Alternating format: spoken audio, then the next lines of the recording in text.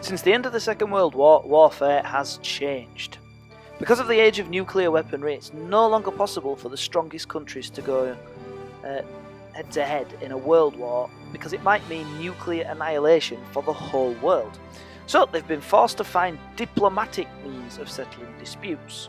Diplomatic being a key word, which means, well, talking things through, not fighting. That clearly, though, doesn't mean warfare has stopped happening. But wars that do happen are usually between two non-nuclear nations or a nuclear nation and a non-nuclear nation. So we've gone back from total war to another age of limited warfare with limited objectives for the most part, and the modern example of limited warfare that we're going to look at in detail is the 1991 Gulf War. Don't be getting mixed up with the 2003 Iraq War, which you might have heard about or even seen on TV. This one was a bit different, although in both cases the wars were completely uneven fights. In 1991, Saddam Hussein and his Iraqi forces invaded their neighbouring country, Kuwait. The United Nations took a vote and decided that this unprovoked invasion could not be left to happen, especially because it would have meant that Saddam Hussein would control a lot of the world's oil supply, but also because the United Nations is supposed to meet to prevent this sort of unprovoked attack from happening. The United Nations, by the way, is an organisation containing almost all of the countries in the world, where ambassadors or leaders meet to discuss things so that conflict can hopefully be avoided. In 1991, a combination of 34 countries, all wealthy and advanced nations, led by the USA, Britain and France, attacked the Iraqi forces on the 24th of February 1991. And by the 28th of February, the war was over.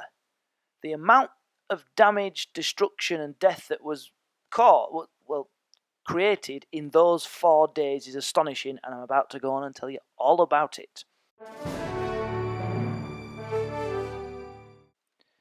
The Iraqi army stood no chance. For a start, the coalition had a massive financial superiority. For example, Britain spent £3 billion on the war, and that's apart from the fact that it was 34 against 1. In addition to the financial superiority, the Iraqis were massively outnumbered, as I've just said.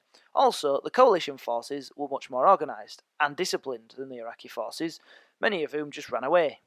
Furthermore, the coalition had more advanced weaponry. So, for example, the opening battle of the ground campaign was a tank battle. The British Challenger tank could travel 45 miles an hour, was protected by the latest Chobham armour, and they fired depleted uranium-tipped shells that could pierce through enemy armour. In contrast, the Iraqi tanks could go 37 miles an hour, so 8 miles less fast than the British. They had no Chobham armour, and the armour they did have was only half as strong as the British tank armour, and they had no depleted uranium shells for piercing tank armour. Perhaps the biggest technological difference was that the British tanks could fire at a range that was 3 times the distance the Iraqi tanks could fire from. So the British could stay far enough away that the Iraqis couldn't even fire at them, while still being able to pick off Iraqi tanks.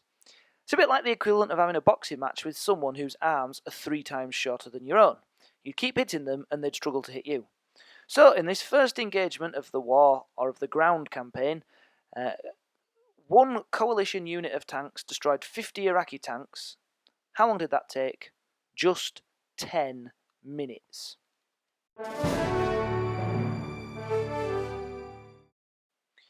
Before the ground invasion actually got underway, the coalition had engaged in what became known as Operation Desert Storm, which I think was an ironic name because this is the worst rain down of anything you could possibly imagine. It's basically a massive bombing and missile firing campaign which was carried out by the most advanced aircraft and missiles that existed on the planet. There were laser-guided cruise missiles, often fired from ships, that used GPS, like your phone does on Google Maps, to accurately hit targets that could be up to 1,500 miles away from the ship that fired it. That's astonishing. The coalition also used stealth bombers that couldn't be detected on radar, and they used huge, high-explosive bombs called daisy cutters. that would flatten anything within hundreds of meters of the explosion. The result of this superior force was that only 2 Iraqi planes actually ever got off the ground because they targeted the Iraqi airfields. And so the majority of the Iraqi planes were destroyed on the runway. The 2 Iraqi planes that did get airborne shot each other down by mistake. The coalition bombs then destroyed 17 Iraqi power stations, reducing electricity supplies to 4% of pre-war levels. They destroyed water pumping stations, so they couldn't get fresh water, and they destroyed sewerage systems too, with the result that the people of Baghdad, the capital of Iraq by the way, struggled to get fresh water, especially as sewage spilled into the river Tigris, which was the main water supply to the city. So even before the ground campaign got underway, the Iraqis were in bad shape. When the ground invasion took place, it showed again that just how uneven this fight was, as the Iraqis were completely beaten up by the coalition forces. The only portion of the Iraqi The only portion of the Iraqi army that put up much of a fight was the Republican Guard, which were Saddam Hussein's most loyal troops. But most of the troops were conscripts and fled haphazardly when Hussein ordered the retreat. The retreat out of Kuwait back to Iraq took place down the main road from Kuwait to Baghdad, and all the way back the Iraqi army was relentlessly bombed by the coalition air force, so the road was nicknamed the Highway of Death. It was maybe, if we're thinking of comparisons, a bit like the aftermath of the Battle of Naseby, when parliamentarian cavalry chased down and killed any fleeing royalists after the battle and chased them for 12 miles. Only this was worse, because this was aircraft rather than horses, and the extent of the destruction with the modern weaponry was astonishing. By the end of the war, after Operation Desert Storm, the bombing, followed by Operation Desert Sabre, the ground assault, the Iraqis had lost 20,000 soldiers killed, and there were also 50,000 civilian deaths. This can often be a feature of modern warfare, the civilian deaths, as there's a less distinction between the frontline fighting and civilian areas. Most of the civilian deaths came as a result of aircraft and bombing, which has taken place since the First World War, as we know. The 1991 Gulf War was a limited war, and the coalition didn't actually invade Iraq properly. As soon as the Iraqi army had been beaten back out of Kuwait back into Iraq, the coalition army halted, and Saddam Hussein was even allowed to continue as leader, until the next Gulf War, when he certainly wasn't, and he ended up hanged. This is in contrast to the First and Second World War, which were both total wars, in which unconditional surrender of the enemy was the aim of victory. The Gulf War was limited because they didn't want to completely destroy the enemy, take control of the country and remove the leaders. They stopped when they had achieved their limited aims of kicking Iraq out of Kuwait.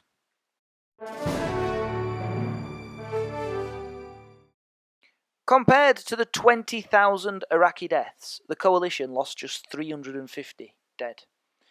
Only half of those were caused by Iraqi fire.